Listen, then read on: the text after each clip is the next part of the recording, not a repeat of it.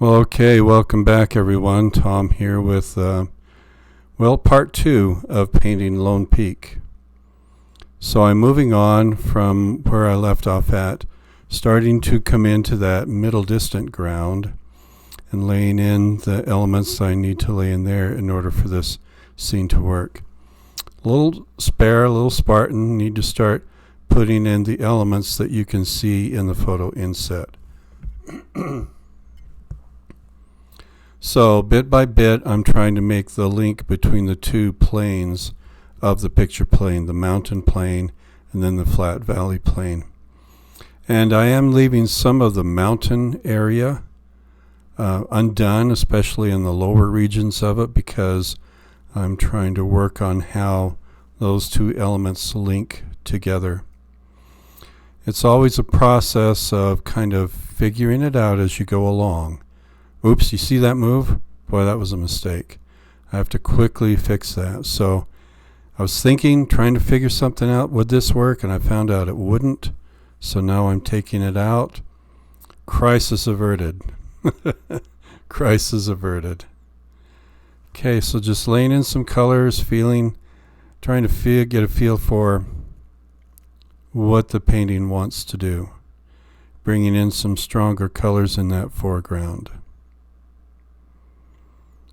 All right, now I'm getting to the point to where I'm laying in the information in the middle ground and middle distant ground. As you can see in the photo inset, it is not precisely like the photo shows. The trees I change and adjust a little bit. The houses, the homes, kind of turned it into a little sort of a cabin. Taking a bit of artistic license there, if you will, and trying to make it into something that I feel works for me. So this is a process of going through and discovering what will work and what may not work. And of course, by virtue of the fact that you're seeing this painting, means that something was successful about it. Okay, so this is also kind of the longest, hardest part of the painting for me to get through. It was a lot of grueling little marks and what may seem like detail, but they were only hints and suggestions. Using one brush to paint in the marks and the other brush with water on it to try and soften edges and move a little paint around to create the kind of edges and textures that I want. It's a process that takes time, and you just need to be patient with it. I know I've said that in past videos, but it just it's worth repeating because it's a necessary part for me of the watercolor process, at least the way that I work. Sometimes what I refer to as detail is really only only smaller hints and suggestions. When you take a look at the painting close up, which you will have a chance to do at the end of this video, you'll see how things really were just hinted at and suggested. The artist makes abstract marks. That's what we do. In terms of in terms of it being the real thing, it can never be that. You know, you can look at this and say, "Oh, that's a mountain." It's a painting of a mountain at best. The artist is creating the illusion of the depth of space, the illusion of the thing that you're looking at. So to that end, all visual art is abstract. Even art that's trying to be highly photorealistic and representational is still very abstract in its own right. So I feel that's a constant truth about painting that I think works, no matter what medium you're working in.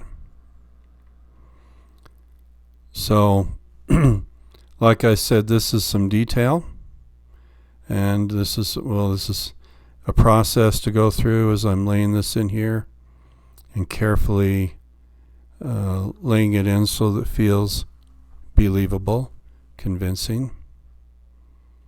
Trying to move on through to the end. So I think that these trees and these structures I put in, the red roofed structures, they are a reflection of what the photo shows, but they're not precisely what the photograph shows. And I hope you can see that.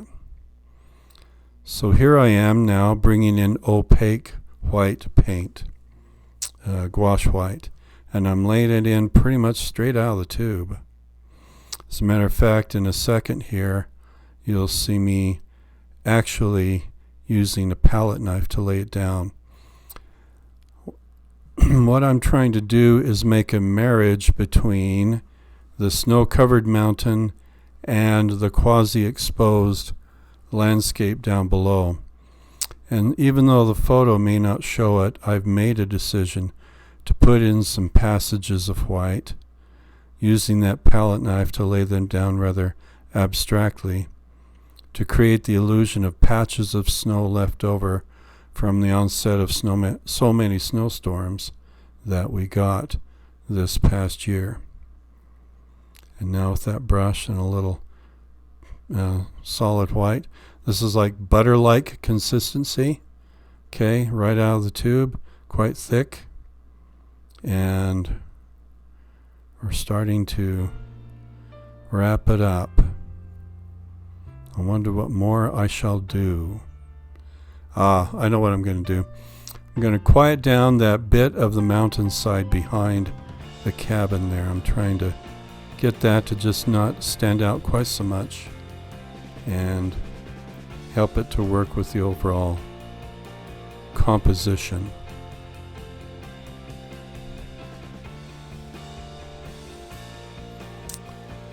Well, okay, there you have it, the finished piece.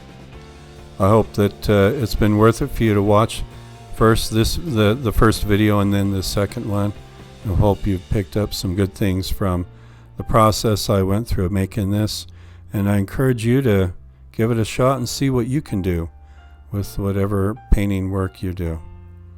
Thanks for watching. Take care. Have yourselves a great day and keep on painting.